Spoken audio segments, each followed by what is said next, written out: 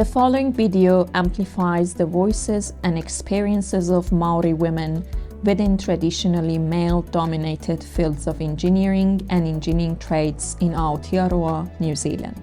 The video is one of the outputs of a research project titled Experiences of Indigenous Women of New Zealand, Māori in Engineering and Engineering Trades, which aim to identify the barriers that Māori women experienced and the strategies they employed which assisted them through their journey. The study is divided into 3 pivotal phases of women's lives, including background and upbringing, experiences during education, and encounters in the profession. By sharing their stories, we hope to inspire more women and girls to follow in their footsteps.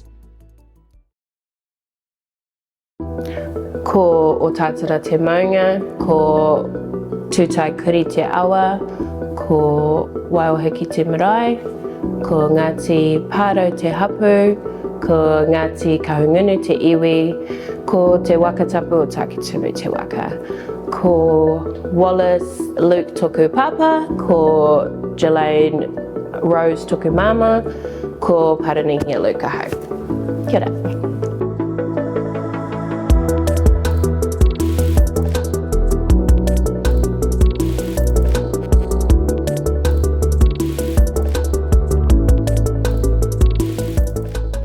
So I was born and raised in Napier, Hawke's Bay. Went to Maraenui School, was total immersion. Basically for my first 5 years of schooling only speaking te reo. So I went from Napier to Cambridge and it was okay, but it was a big massive change for me, I guess, where I needed people to translate things to te reo because I just didn't understand what they were saying in English. But by the end of middle school and transitioning into high school, my English was a lot better. And went to Whangarei Girls and it was cool because I met a couple of other girls who were raised going to kura kaupapa as well. And I guess, they knew exactly how I felt and going from kura to mainstream school. And but by the end of high school, we all passed, and made it through. We excelled in our te reo classes, but I guess it was just trying to understand English, which is not the easiest language, I don't think, but that's because I grew up with te reo. We had to do our 4 core classes, which was English, Maths, Science, and something else, but then we got to pick 2 option classes. And at high school, because I was on the mindset that I was going to become an accountant, I took accounting and I think I was into fashion, so I took textiles or something. But now that I think about it, I can't remember if there was, I think there might have been a woodworks option, but because at the time I was wanting to be an accountant, I don't think I really looked at it.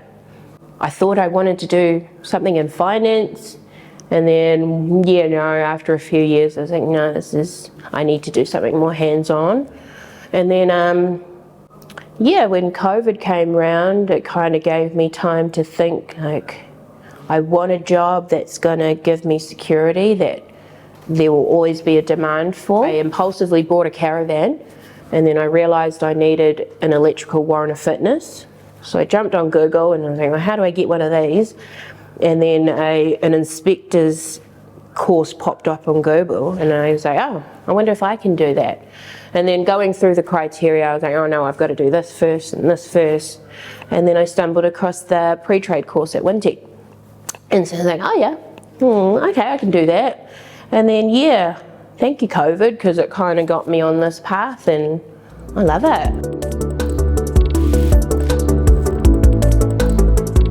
There was about 54 in our class when we first started, and we had 5 girls in total, so that was really nice to see. Like, I got a buddy straight away. I had the coolest tutors that just believed in us, like as our whole classroom, and he gave us the kick in the butt that we needed to stay on top of our assignments. But I really enjoyed it, and I think that really helped. Like, I was excited to learn every day that we were there, because not every day was exciting, but I don't know, as things made sense, it was just like, I get it. Like, it was really overwhelming in the beginning, because it was about, I think, 12 weeks of just information, and then once that information started making sense, it was just cool, like, I loved it. I cried a lot, thinking that it just, I'm too dumb for this, like, I can't.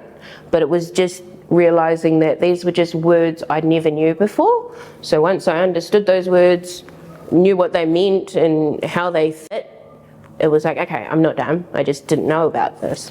I have a really good support system from my mum, my partner, my auntie, and just, my family just believed in me, I guess, that I could do it, so that kind of helped. They would just ask us, how you doing? Like, do you feel overwhelmed? Because I had to drive an hour every day from Tukuroa to Hamilton for class. They'd ask, how are you managing with petrol? Are you going to, can you afford to? Because being on student allowance, it wasn't much. So they helped with, providing assistance with, petrol, and every couple of weeks they would help with kai, because, a lot of us were just poor students, so a lot of us weren't eating the best, I guess, but they kind of knew that we needed fuel, energy to get through the day, so that was really helpful. But I guess I liked with our mana classes that it was just someone that we could go and have a moan to about how hard this was, and they got it. And one thing that they told us that that I guess helped was that doing electrical is one of the hardest trades theory-wise, because of the amount of knowledge we need to know. So it was kind of comforting to hear, like, it is hard, like what you're studying is not easy, so pat yourself on the back, because it's not for everyone. But the fact that they gave us incentives to help us finish was really, well, I really liked it. So we got like a little bit of a tool package for finishing. Also, they helped put us through a couple of courses as another incentive, which helped for being on sites like this. So I got my scissor lift license, my EWP, as well as I can drive one of the self-propelled boom lifts, thanks to Intech. So super grateful for those little incentives. I mean, not everybody's motivated by little things like that, but I am.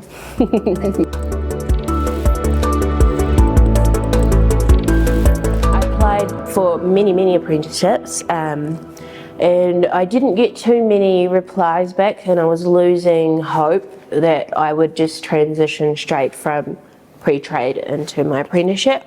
But 2 days after I completed my final exam at Wintec, I got a phone call from Graham Wells himself, which I thought was a big deal, like the big boss called me. But thanks to the help from Wintec, Aroha, she helped me zhuzh up my CV, and I guess, he saw it and, offered me an interview, because he was based in Taranaki. We just did a video interview, which worked out fine for me. And we basically just chatted for an hour. It didn't even feel like an interview. He was just so, I don't know, comforting, easygoing, like I like you, I wouldn't mind working for you. And then the next day he offered me an apprenticeship, so I was stoked, just so that I could, all this knowledge I spent learning in the last year as a pre-trade, I could just flow straight into my next job, because I didn't want to forget it. Like, I worked hard to learn all that stuff, and I really wanted an apprenticeship straight away. So I was stoked to get an apprenticeship straight away. And I was basically, I think I had 2 weeks worth of training, and then I was out in the field solo, just doing the basics. I was doing meter meter upgrades, your power meters at home, upgrading them to smart meters.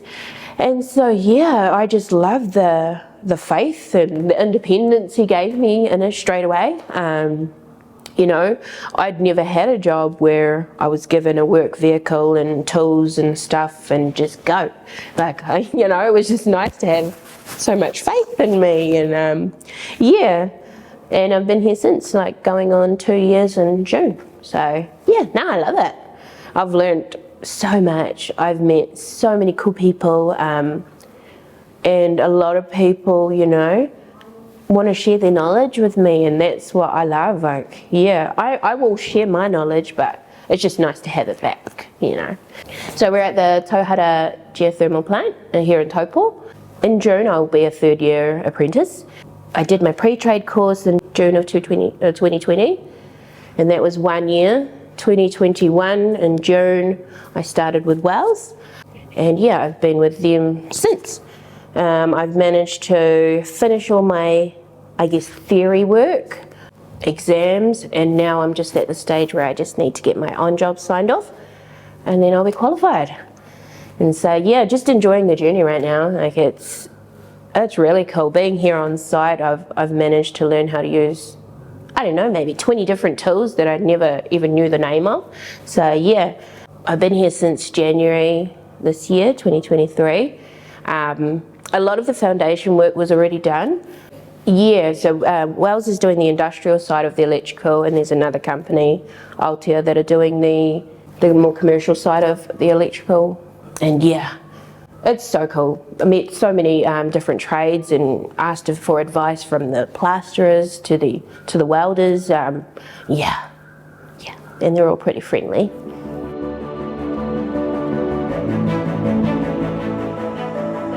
I kind of want them to treat me like, you know, I'm just anybody else. Sometimes they treat me too well where they won't let me do anything, but I'm just like, you know, I can do it too. Like, I'm just as strong, like maybe not as strong as you, but give me a chance, I can do it. So I think they're more trying to just protect me than just letting me have a turn.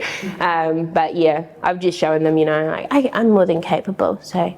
Yeah, now they tell me, hey, Pata, go and do this, go and do that, because yeah, I just don't think they wanted to break me. Where I'm like, oh, I'm not going to break.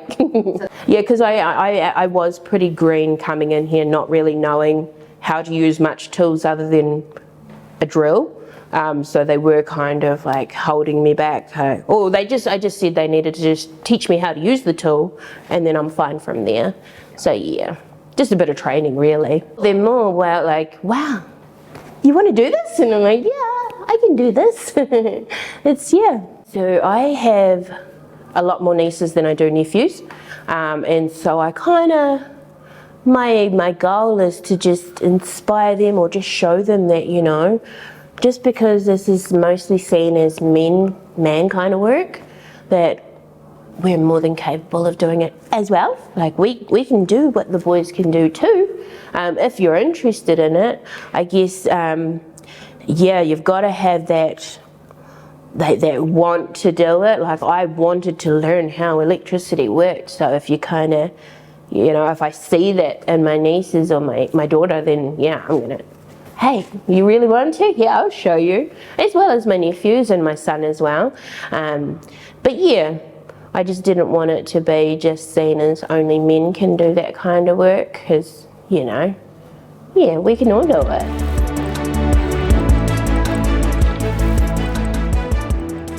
Because I wanted to learn how to live self-sufficiently, and then I thought, okay, I'm going to buy a caravan, and because the caravan needed an electrical warrant of fitness, that kind of got my head like, oh, how else can I build from this? And then that got me into renewable energy, and then I just kind of got on a Google path of just, I want to know more now, and yeah, learning to live self-sufficiently in the end was my biggest goal. But yeah, start at step one, learn how it works first, and then we'll go from there later. But my brother, he actually has a house that he's living completely off the grid, and we're working on, because he has a stream next to him, we're coming up with ideas of how to use that stream to generate power for him. I mean, he's got a generator at the moment, but yeah, we're hoping to build this thing called a power spout, and it uses the water to, yeah, generate only small amounts of power. But if we can make a, you know, like a well or something, yeah, we can have more power, because he has 7 kids, so they need a lot of power. But yeah, we're going to start small and eventually, yeah, get bigger from there.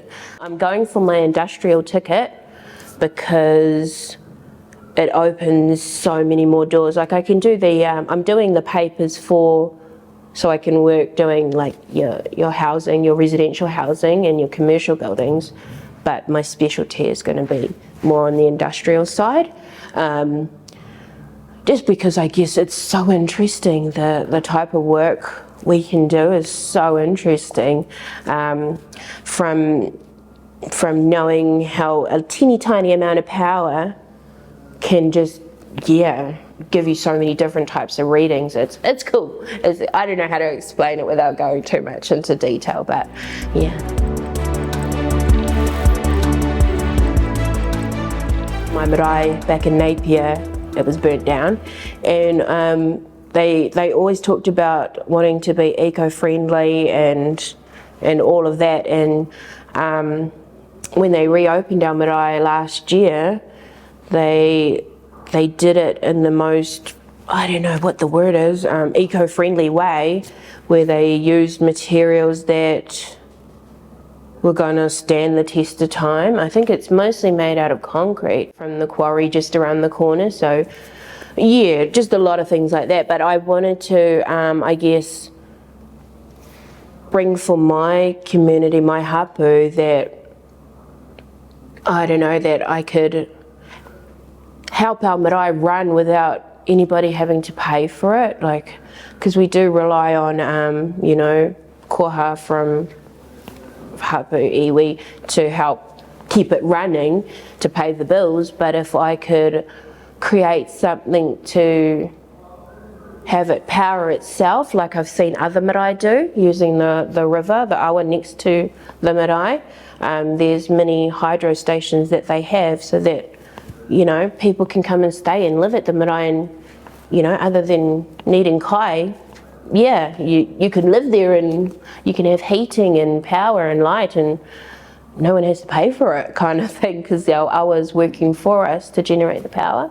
So I guess that's my, I guess, goal for the future, to have a place, have a pa where everyone can go, and it's not going to cost anyone anything to go there. Yeah.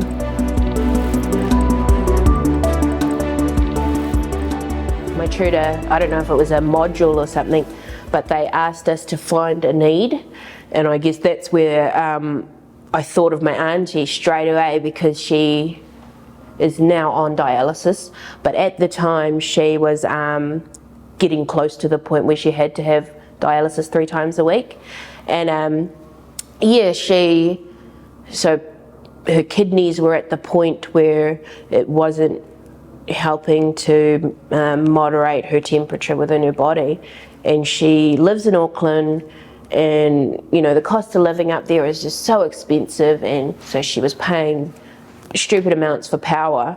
And I guess, yeah, that was one thing that I said to myself, I'm going to find a way to give her free power so she can have the heater on any time of the day, because now her body temperature just doesn't work, so she's just constantly cold. And you know, yeah, that was something that inspired me from the question my tutor asked us, is to find a need. And because my auntie is my person, she's my heart, she's the one that helps, you know, push me, kick me into the right direction when I need it. And yeah, she's healthy as now. Well, not healthy, but she's on dialysis 3 times a week. But yeah, even though as sick as she is, she still gives me the boost and the support and the awhi that I need to get myself through some of this hard stuff that we're learning and doing. But yeah, I mean, yeah. I'm eventually going to make her come and live with me so that she doesn't have to pay for power at all. But, you know, she inspires me with different thoughts and like, what about this, babe? Will this work? And I'm like, well, we can try. But, you know, I just love that she loves and gets excited about electricity like I do. And so, yeah, hey, you know, she loves me just as much as I love her. So I'd do anything for her, including trying to find her free power, you know. And yeah.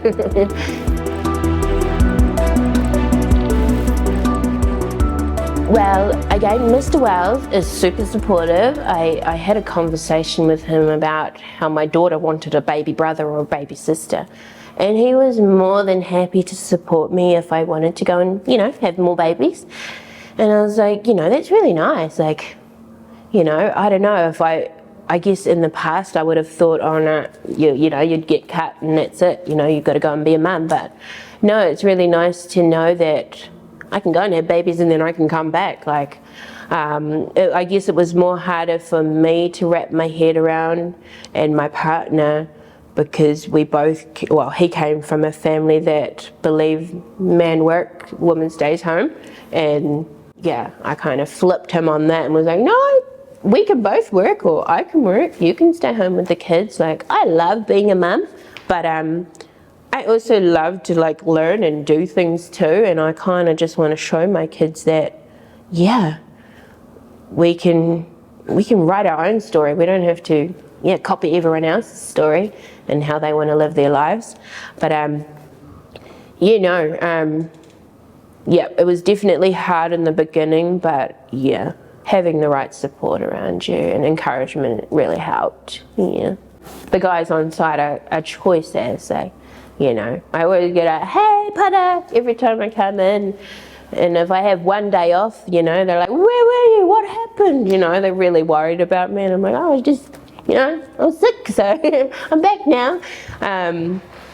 Yeah, no, I love my team. We got a cool team. Yeah, and really supportive bosses from my supervisors right up to Mr. Wells. You know, they're cool as, yeah. Yeah, if you want it, go for it. Because, yeah, at the end of the day, if you've got no one supporting you, back yourself. Because I guess that's that fire that I had in me to achieve this goal of becoming an electrician is what, you know, ultimately has helped push me through. Like, I could have all the support in the world, but I mean, if I didn't believe in myself to get this far and get as far as I have, then, you know, I don't think I would have gotten this far. But yeah, believe in yourself and just be excited about it. Like, yeah.